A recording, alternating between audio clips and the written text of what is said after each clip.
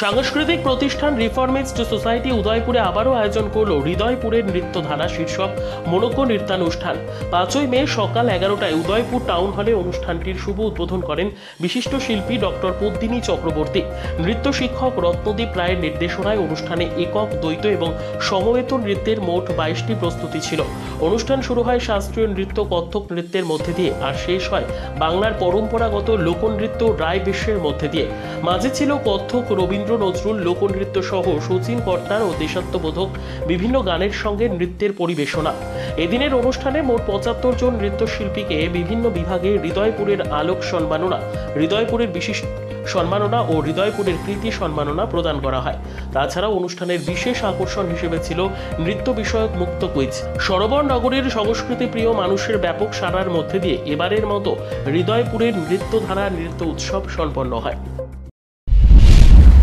আমাদের এই অষ্টম নিবেদনে হলে উপস্থিত সকল শিল্পী বন্ধু এবং শিল্পী সহযোগী আমাদের এই অনুষ্ঠানের উদ্বোধক, আমাদের রাজ্যের গর্ব,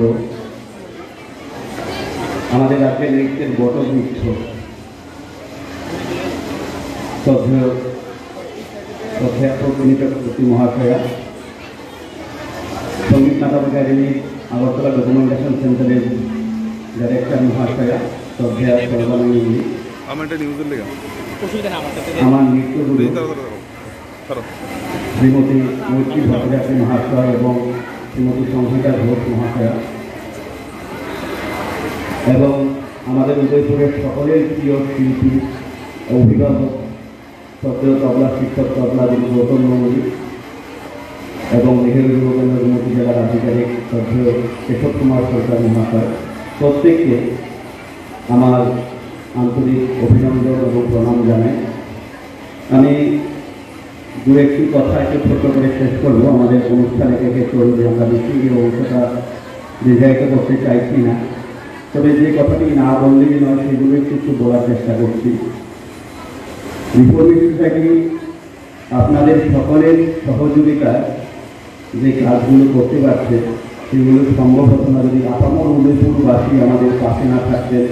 আমাদের সদস্যরা, আমাদের শিল্পীরা, সকলে অভিভাবকরা, প্রেস মিডিয়ার বন্ধুরা, উদয়পুরের শিল্প সংস্কৃতি জগতের সব শিল্পীরা আমাদেরকে সহযোগিতা করতেন।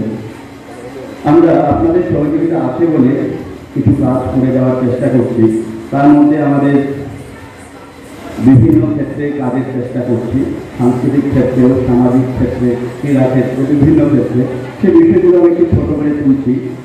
আমাদের হৃদয়পুরের নৃত্যধারা ছাড়াও আরেকটি নৃত্যের উৎসব হয়, যেটি মূলত শাস্ত্রীয় নৃত্যের উৎসব, দ্য ইটারনিটি, যেটি এবার 8ম বর্ষে পদার্পণ করবে। ইচ্ছে আছে খুব শীঘ্রই আমরা অনুষ্ঠানটি করব, যেটা আমরা প্রত্যেক বছর করি। নিজস্ব প্রতিনিধির রিপোর্ট, দুরন্ত টিভি।